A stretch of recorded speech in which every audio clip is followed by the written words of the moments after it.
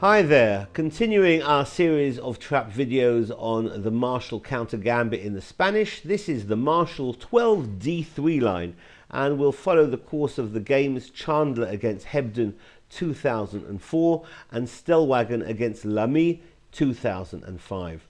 e4 and e5, knight f3, knight c6, bishop b5, the Spanish Ray Lopez, main line a6, sending the bishop back to a4, knight f6 targeting e4, but white will castle, and rather than enter the open variation with knight takes on e4, black keeps it closed with bishop e7. Now the pawn's defended by rook e1, b5 sends the bishop back to b3, and after castles, white plays c3. We've reached the launch pad position for the Marshall counter gambit, where white aims to strike at the center with d4, but black gets d5 in first. This is the Marshall counter gambit, where the pawn on e5 is given up, is gambited, but black in exchange gets some very decent offensive play. After e takes on d5, knight takes on d5. Now the pawn is taken. Knight takes e5. Black trades knights with knight takes e5, rook takes on e5. And whereas in the original idea where Marshall dropped the knight back to f6, the move c6 is preferred. White will usually play d4, but an interesting alternative is d3. That's the one we're looking at now. Black will continue in Marshall gambit typical style with bishop d6, sending the rook back usually to e1. And now black simply develops bishop f5, and white can try a number of moves here. Queen f3 looks extremely logical, getting the queen out and hitting the bishop on f5 at the same time.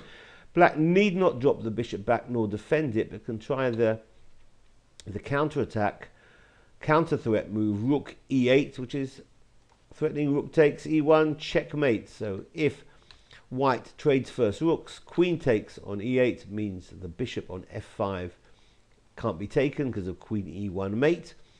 Bishop d2 or knight d2 is going to be played by white. If bishop d2, probably queen e6 doubling along the e file. So after knight d2, black throws in the check. The knight drops back to f1, interposing and defending, and now the bishop is targeted, so it drops back to g6. And now white can go wrong. It has to be very careful. White can win a pawn now on d5. So if bishop takes on d5 and c takes on d5, white wins a pawn with queen takes on d5. That's hitting the bishop on d6. It can be defended by black with rook d8, and that's threatening bishop takes on f2, check, winning the queen, winning the game. So white has to really play accurately here, and the best move for white, which is more or less equal, would be bishop to g5. I believe this is the move played in both those aforementioned games, Chandler against Hebden 2004 and Stellwagon against Lamy 2005. The rook hits the queen, the bishop hits the rook, a complicated position, but white extricates himself from all dangers here, and more or less a drawish position. If instead of bishop g5, white goes and runs with the queen to g5, then it's actually black who's winning now in all variations.